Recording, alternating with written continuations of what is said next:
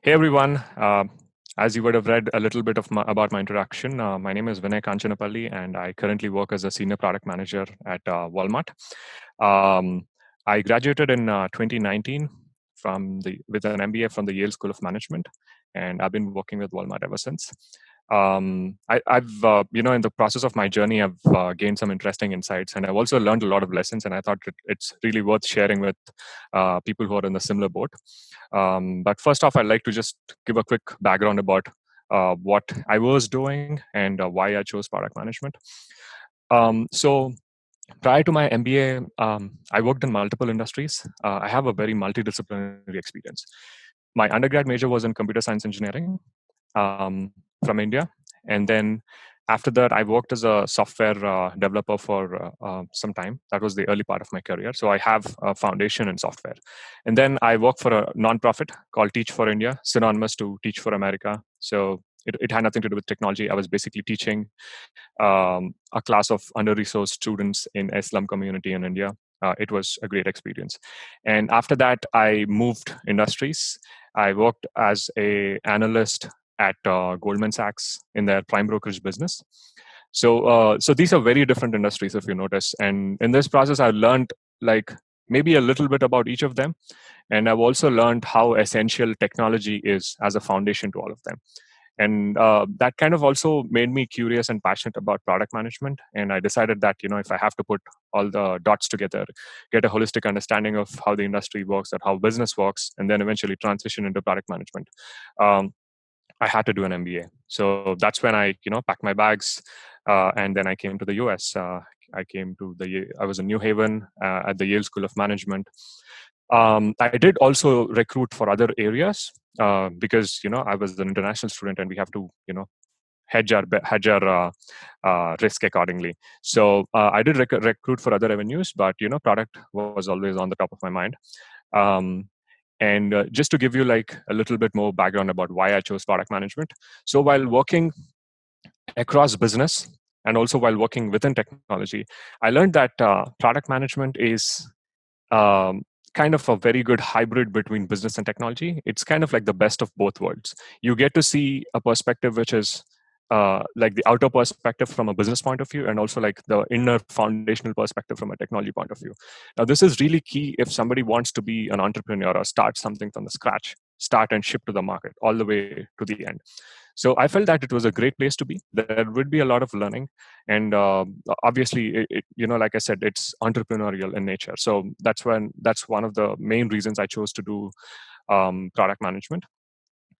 And during my summer, I did like a lot of recruitment. I recruited for consulting as well. I was looking for product opportunities, but back at that time, it was not that easy to transition into product because I did not have any relevant product experience. So, based on some of the advice I received from people, I decided to kind of take a middle ground, take a first step in that direction, and then eventually transition into product.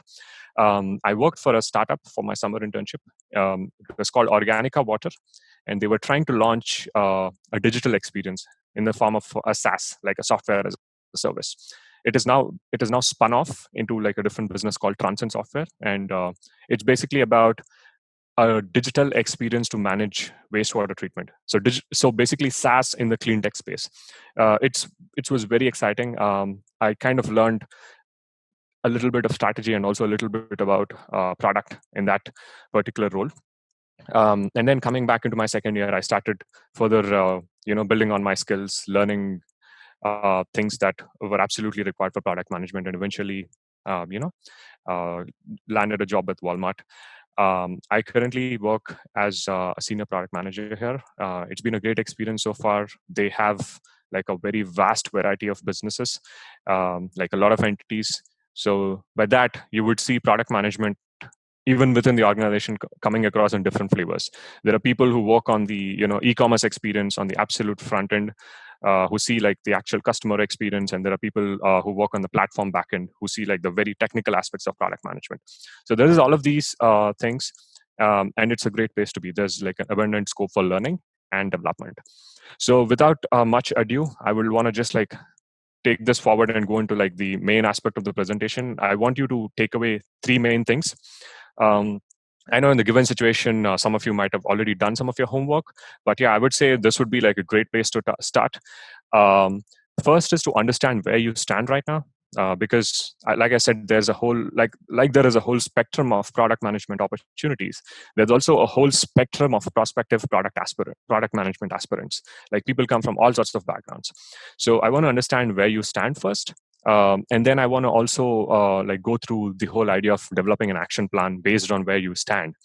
And the moment you develop an action plan, the next immediate step would be to understand how do you execute that plan. So let's start with where do you stand. Now, I kind of gave a product analogy here, calling it the use case. Like, um, also think of your journey as like a user journey. So first, there would be like a good number of people who have never worked in the product ecosystem before, and there would um, just a caution here, a lot of people think that, okay, I've never worked in the product space before, so this is not for me. I don't have a background in technology, so this is not for me. I have seen a lot of people think like that, and I have seen several examples that have proven that on the contrary, like that's pretty counterintuitive. I've seen people who have no background in technology at all land really good product jobs and Google and all. So never hold yourself back. If you think so, it's kind of a myth. So you can always transition into product management. They look for all sorts of perspectives. um, and the second case would be part of a product ecosystem. So a lot of the people that usually aspire to be product managers fall under case 2 or even case 3. So part of a product ecosystem is, say that you have worked in an organization which actually has products. It can be like something which is sold to, which can be like a B2C product, or maybe even a B2B product, or even something like an internal product.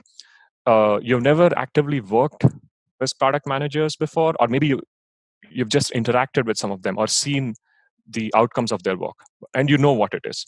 A good analogy I would like to bring up here is, there is different types of people who watch sports. Some of them actually can play the sport. There are people who can play football, and there are people who are like, real enthusiasts of the sport. At the same time, they cannot really play the game. So it's more like being an enthusiast. You know what's going on, but at the same time, you're not there yet. Um, and the third case would be like worked with product managers. Now, this is a little more hands-on. Maybe you were an engineer, you were working with a product manager. Maybe you were a business owner and you're working with a product manager to complement the work you do. So that is the third case. So you need to first understand where you stand, and you need to know that not all cases are similar. For some, it might be a little easier because you'll have a better story to tell, and for some, it might be a little not so easy. So in that case, you don't have to hold yourself back. You have to chalk that story yourself. And when I say chalk that story yourself, not just making something up, you have to make sure you leverage your MBA experience and the 2 years to build or develop yourself into whatever is required, and create those bullet points on your resume, which actually demonstrate interest that you want to transition into product management. So let me first start with the first case of someone who's never worked in product management. So this might be an example of somebody, say, let's create a persona here. Say somebody from the Middle East who has studied civil engineering and who has never worked in anything to do with product management. So is this an ideal case? Maybe or maybe not. But at the same time, this profile can definitely be transitioned into somebody who's working into product management. And I'll tell you why in the coming slides. And I've actually seen cases of people who have made that transition happen. Next, take the example of a part of a product ecosystem. Now, say you're working for a company which is product based, which actually has a software product, but at the same time, you were never really involved in product management. Like maybe you were a finance associate or a strategy associate or a business development manager, never really worked close to the product team. So this would be that particular use case. Here you'll definitely have good stories and good motivation that you can demonstrate and kind of make that transition happen. And the third part would be work with product managers. And I think this is as simple as it sounds. Maybe you were an engineer, you worked very close with a product manager, or maybe you were like a program manager or a scrum master, and you have some of the skills that are required to work into product management. So So that would be this particular use case.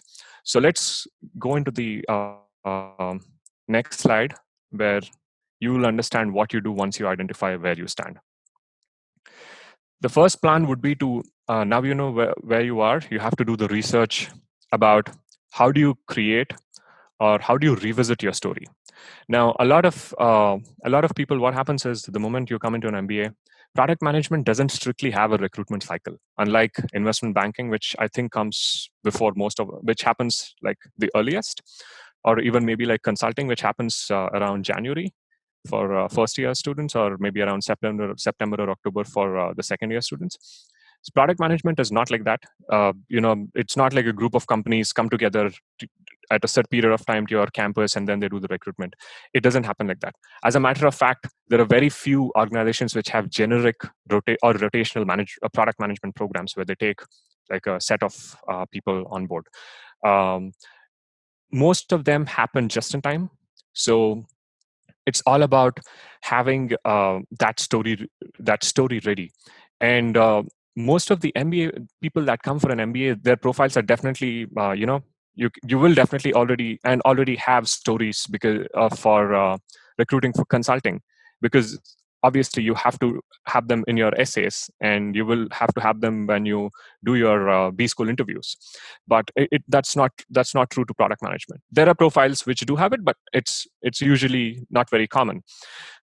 So when you're creating or revisiting your story, just go back to your resume and look at everything you have done, and create a version of your story where you have actually had some kind of a strategy work to do, and where you have executed something, or where you have worked on insights, or where you have worked on people. Now, why have I used these specific keywords? There is a reason behind it. Now, in any particular product profile, you will see four common things. That is product strategy, product execution, product customer insights, and people influencing. So now if I add product strategy here, product execution, customer insights, and people influencing, your profile would be fitting into that of a product manager. So you're basically in this part identifying what is it that I've done and where do I have my transferable skills in the previous work that I've done. So that is exactly what you're doing here. In some profiles, it's easy to find. In some profiles, it's not necessarily easy to find. But at the same time, like, you will definitely have something that you've done that is relevant. But having said that, I would like to tell everyone that maintain that integrity. Don't make things up just like that. Because people will know it. Like, they will ask questions once they go one or two levels into something that you've stated. It will be very much apparent whether or not you've been honest about the experience you've stated. So yeah, it's better to be safe than sorry. So the next strategy is best foot forward. You would have heard of it in several cases, and in this case, I would be using this example. When I say best foot forward, for instance, say somebody has worked in maybe banking. I mean, my case was banking. Like, I was in banking just before my MBA. Of course, I was also in education. I was also in technology, but just hypothetical. I was in banking before. Now, if I have to go into product management, the first place for me to look at is understanding, okay, where in this whole financial ecosystem, or where in this whole investment related ecosystem can I find the organizations where I can explore product management opportunities. So this would involve, doing some homework, making a list of organizations, talking to people, and understanding what they do, and then understanding like where you fit in. Now, the moment you know that, just go back to step one. You will know what your story has to be like. You'll have the why in your story. And let's say that you don't have that kind of, maybe you worked in an industry which has nothing to do with product management right now. Like I was saying, I had a classmate of mine, very interesting guy. He was from Nigeria. He is from Nigeria. So he worked in oil and gas. His entire career was in oil and gas. So basically, all the way working in oil fields.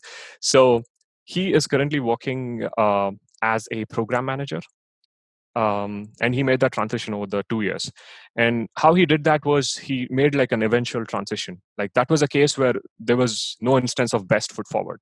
Like oil and gas, there's no case of software product management or technical product management in oil and gas.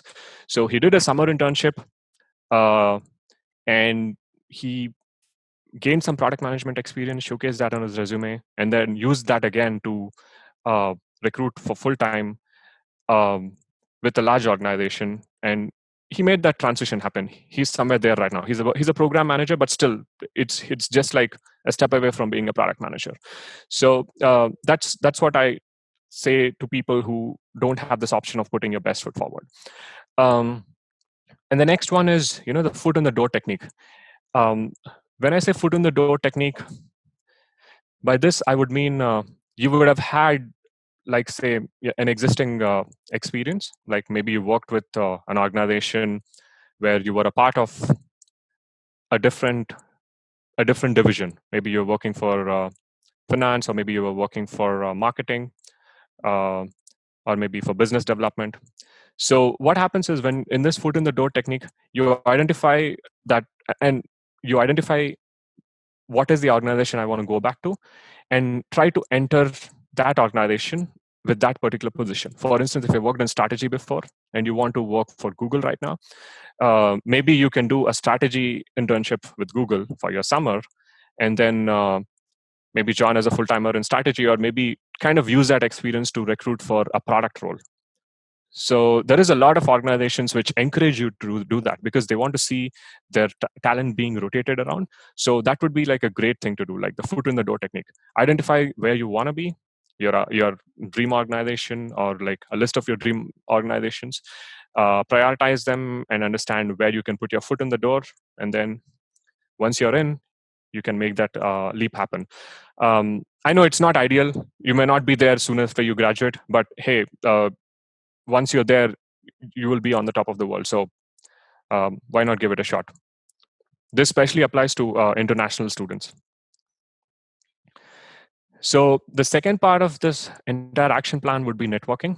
And this is where I would uh, keep a lot of focus in my presentation, because I personally believe that networking is one of my core strengths. And I would hope that most of the MBAs have this as their core strength, because unlike a lot of other master's programs, MBA is completely based on networking. Like, I personally got this job opportunity to work with Walmart through networking. I'll be very honest about it. And when I say networking, I did like third level networking. It's not even a first or a second level. My school had very less presence of alumni here in Walmart, so I had to do third level networking, and I, hopefully I did it well, because I ended up getting the job.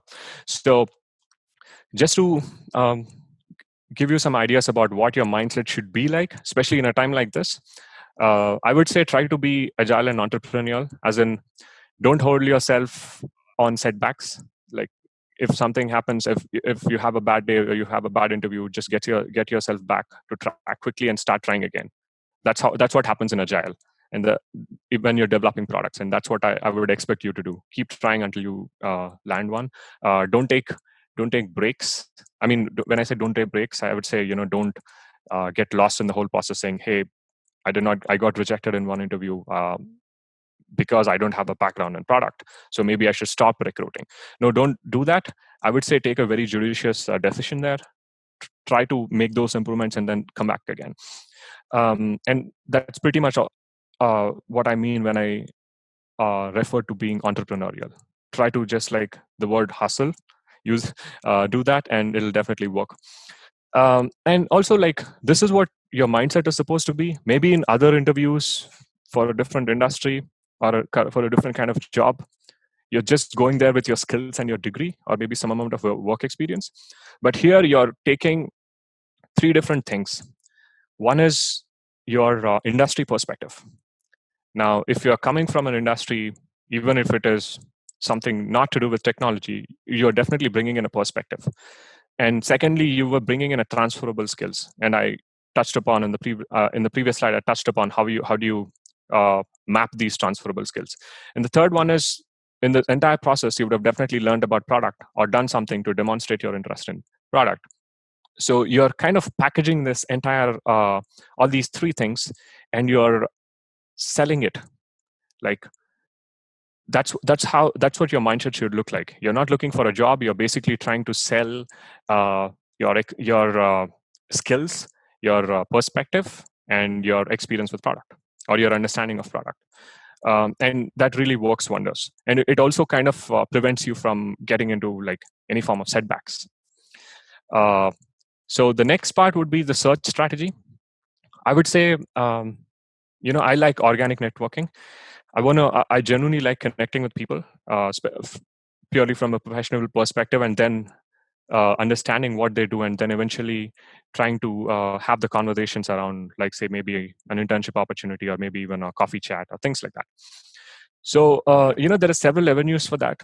And given that I got the opportunity with Walmart through a third level connection, I would say there is multiple platforms you can explore. So third level is always on the extreme end. So there will be things on the first and the second level. So the first level, I would say, obviously, you will be looking at your school's alumni, or maybe any of the alma mater you've been with, or you'll also look for your previous organizations, the alumni from there that you're in touch with. So try to get back into having conversations. And I would say, first, try to understand a little bit more about what your connections are doing there. I would say just don't go into the conversation about, don't always keep it about you. Try to keep it about what they do, them, and then eventually come to why do you want to be where they are, or transition there. So and that works really well, because if you're trying to keep it like a purely business transaction, trust me, I've seen so many people that would read your message, but in an ideal situation they would be responding, but in a case like this they wouldn't respond. So try to keep it very organic. And the second one is be present at events. You'll not believe the number of friends you make, or the number of connections you make just by being a part of these events. Because there will be a lot of people like you who are looking for things, and there will also be some people who might be able to create opportunities for you. So there's always kind of like a good source for creating a network there. So try to be present at events, maybe the recruitment events at your school, which have to do with product, or maybe the tech club events at your school, or even beyond your school. Product school itself conducts several good events. Try to be there, see who are the ones who are commonly asking questions that you're also interested in, or maybe people who are presenting about things that you might be interested in. Try to have a follow-up conversation with them. It definitely helps. And I would say this is where you try to be a little smart. It's when you say product, you're not just siloing yourself to product. See, product is in the technology space, right? And technologies are very vast. It's kind of baseline to everything that's happening right now. And once the moment you enter technology, you start looking at startups, you start looking at venture capital, Silicon Valley, you name it, everything's there. So try to also leverage platforms like these, like try to attend hackathons. There are several startup-based hackathons. Another interesting thing I've observed is, this is purely through my learning and experience. Another thing I've observed is, even if you are looking at a venture capital firm or an investment firm that usually invests in startups, they have a portfolio of jobs. Within their career section, you'll find the portfolio jobs.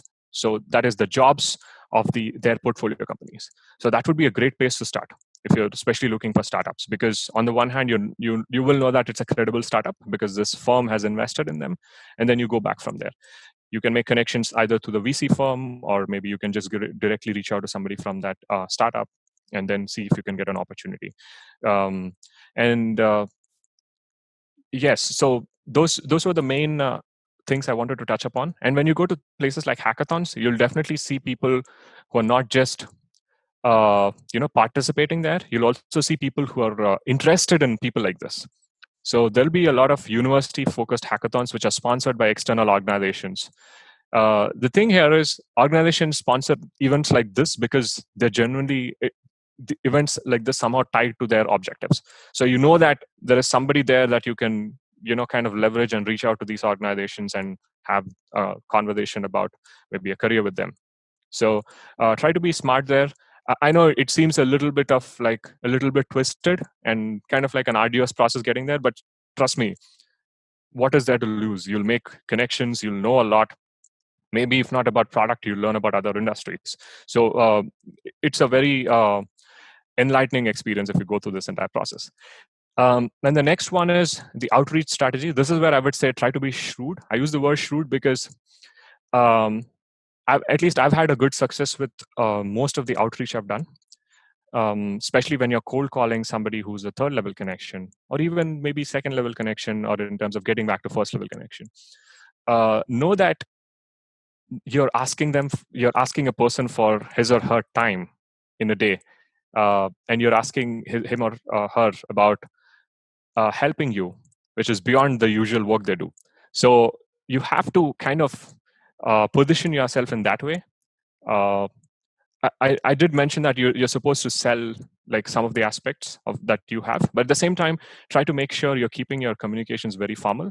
And at the same time, don't use templates. I would say create a baseline template, and based off of that, try to create shorter and longer messages depending on the context. For instance, if you're emailing somebody, um, a common understanding is a lot of them check emails while going to work, especially if it's non-work related. So keep it like one screen sized. Don't keep it very long. Don't keep it extremely worded and sentimental, where you have to give your own the whole background of what you have done, and then go into like why you want to work with them. So try to keep it short. Just tell them that, hey, I would like to know more about your work. I'm so and so.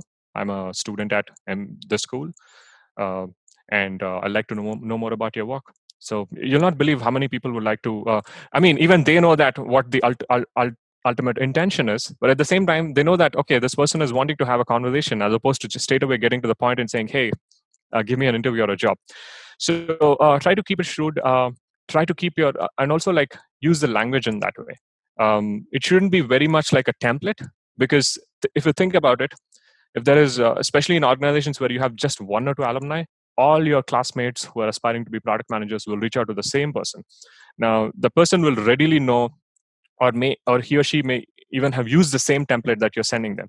So where is your profile differentiating there? So just in the process of differentiation, try to keep it very formal and less template like, and at the same time simple, but not always straight to the point. Come straight to the point in the second or third level of the conversation. So moving on, okay, so we have covered research and then the networking. Okay, now we have done networking. And just before we go forward, I'll try to give you one good um, strategy that has helped me so far. Um, let's just go back once. So one good strategy that has helped me so far is actually there is different kinds of outreach strategy. One is you do it when you don't have a position in mind. You just want to connect with that person, and maybe at a later point when a position comes up in that organization, you want to have those connections back. That's a great thing to do. But sometimes you'll be pressed for time. Maybe you're graduating and you have, maybe if you're an international, your OPT is about to get started and you're still looking for a job. So in things like that, there will have to be some other different ways of networking. uh, you don't you don't want to sound desperate. At the same time, you want to make sure you're getting the response you're looking for. So in that case, what you do is you start looking for the people who are more likely to respond to you. And by that, I mean who are more likely to actually give you a job. It doesn't have to be a first level connection. One strategy that has helped me very well is using LinkedIn. And in LinkedIn, it is not about applying for all jobs. Honestly speaking, a lot of the jobs that you see on LinkedIn, I think recruiters kind of list them and keep them open for applicants just so that they can track the data and say that, okay, we've screened X number of applicants before we have arrived a short list of Y applicants. So the odds of somebody getting a success out of a LinkedIn application is, I don't know. I've never had one. I never had any success directly applying through LinkedIn. So I would say instead of that, start looking for people who are actually hiring managers, like not the HR, the actual hiring managers. So here, what you do is type the name of the organization and type "I'm hiring." Like literally, I'm hiring. So these keywords, when you use, you do end up seeing jobs. You end up seeing people's profiles who have that tag. Like say, in my case, Vinay, Kanchanapally, Walmart. I'm hiring, and you see my position. It means you know that I'm looking for someone similar to join my team. So that would be a good that would be a good place, especially if you're pressed for time. You make sure you write a first initial message, and in that case, you can readily tell that, hey, I'm so and so, and I'm interested in this position. I would like to talk more about it. Would you be available for a quick chat sometime? So in this case, you know that the person is looking, so you just make that conversation happen readily. So yeah, that's where you just try to be a little shrewd and go with the context, as opposed to keeping all your emails or all your communications in the same tone. Okay, so that's then moving on to the next part, that is the execution. So now that you have done your networking and like there is a big part, there is a parallel task that needs to happen. Now I did mention that networking, I did mention execution after networking, but it's not like they have to happen after one another. It's not a subsequent process, it's a parallel process.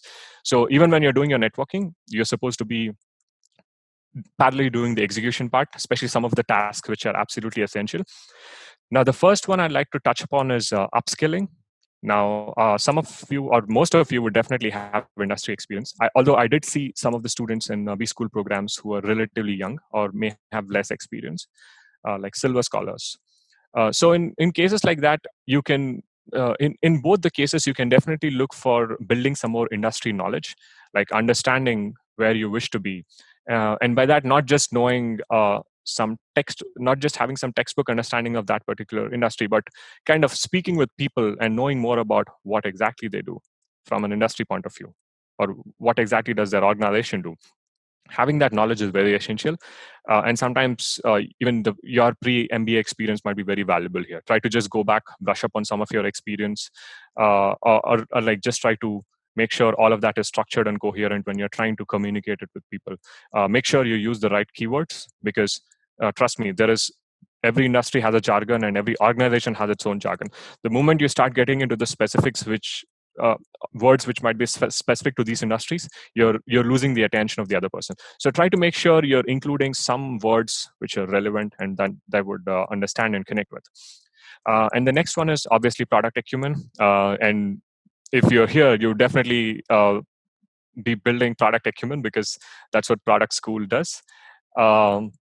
So try to identify ways in which you can build product acumen. And one more thing is, people tend to think that, hey, do I have to really go to a place to get product training, or can I just learn it off the internet? I would say it's it's really advisable to go to somebody who's teaching you about product management, because it's kind of signaling about how serious you are into getting into product management. So you've spent so much extra time beyond your coursework and beyond your regular work to learn about it, and you actually have a certificate which proves it. So I would say uh, try to build those product skills. And the third part is coursework. This is something people usually miss out on. There is so many things which happen in your B school, not just related to your school, but maybe the other sister schools. You might be having an engineering school, a computer science program, which is teaching skills which are relevant for a product manager. Make sure you do that research. Um, even if it doesn't happen in your first year because you're new and you're still figuring things out, try to do that in your second year. I would say in my second year, I took a course in product management. Most business schools are currently having courses on product management. Yale has one. I know that Kellogg has one, a program particularly tailor-made for product. So look up these programs. And if you're not able to find one, don't worry about it. Look for the skills. Sometimes, data analysis is a good skill for a product manager to have, or customer insights is a good skill. So you kind of take maybe a marketing course which is focused on each of them, or maybe a big data course focused on each of them. So try to create that whole stack of courses and pick up those skills. If you still feel you need additional ones, try to take open online courses, or maybe even connect with product school to see if they have any additional recommendations of courses you can take. So that way, try to make sure your quiver is full with all the arrows that are required before you start firing. Um, Moving on, the recruiting part. Okay, this is the second part I want to completely emphasize on, because uh, you usually don't read about these things on maybe Poets and Quants or the other business journals, because a lot of these things are learned as you go through the process. So first thing I would say is timing, and I put a little asterisk there to emphasize how important this is.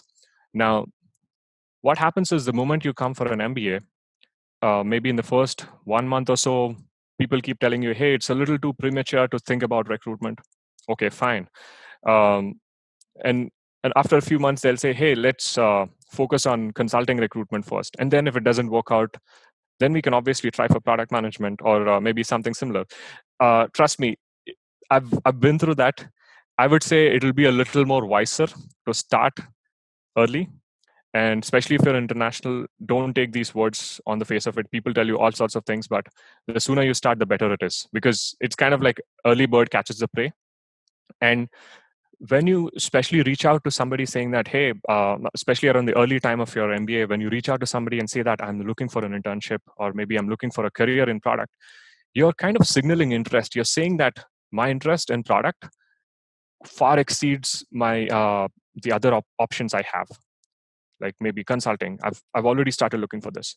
So I actually know about someone who was not quite focused on consulting, although he had a great profile. He went straight for product management, and he got an internship even before the people get offers from consulting. So that way, try to make sure you have a good time for doing all this research and reaching out to people. Hey, you don't have to have an internship opportunity, right? Just like hand it over to you in 1 or 2 months of this program. Be patient. The moment you start these conversations, you will learn so much that you'll come to a point where eventually, by the end of your first year, or maybe by the end of your second year, you will know who to reach out to. And then or maybe you'll be getting back to people that you've initially spoken with and saying that, hey, I first connected with you, I want to maybe get back and learn more because I'm about to graduate. I would be looking for opportunities. Maybe you can share some pointers here. And trust me, people like these conversations. People on this other side, they want to genuinely see people coming back. um, yeah, so that will be my main point there. And then the second one is interviewing skills. Now I know that if you're here, you would have definitely read somewhere about the books on cracking the PM interview, product management playbook, lean startup, and all of that. All of that is great. Keep doing whatever you're doing. All those books are useful. You don't have to have just like one template, or at the same time, you don't have to be worried that you're not knowing everything or you have not read all the books. Just make sure you're having something on your own. Like you can read 2 books and maybe create your own strategy in approaching these interviews. And I would also say that I've done interviews across multiple industries because of what my experience was. And I've seen that product interviews are kind of like the most diverse. As in a day, if you're doing a final round of, if you're doing the final phase of your interview, you will speak with maybe 5 or 6 people, each asking you or each testing you for a different thing. So be prepared for that and be open for that. You will thoroughly enjoy that process, because they're not going to grill you on the math and the numbers. Maybe they'll be more so looking for your acumen and your understanding of the industry. And with this, some of the skills that you pick up in the process of recruiting for consulting would definitely come in handy.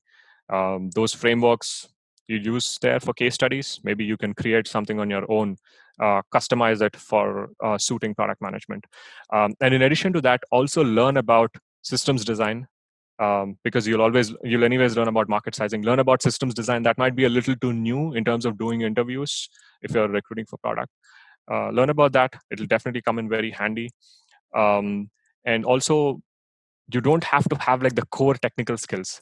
Maybe sometimes if your experience is completely speaking about saying that, okay, hey, this guy has been an engineer for all his career, so only then the interviewer would expect to see those skills reflecting in the interview. Like maybe only then they'll ask you the questions, but otherwise it's perfectly all right.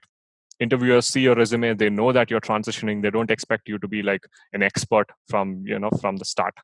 uh, it's okay to not have the complete arsenal of technical skills, but at the same time, it's good to have some of them at a high level where you can just speak with people, have those conversations, understand what they're doing, and also share your perspective, because that's what product managers do.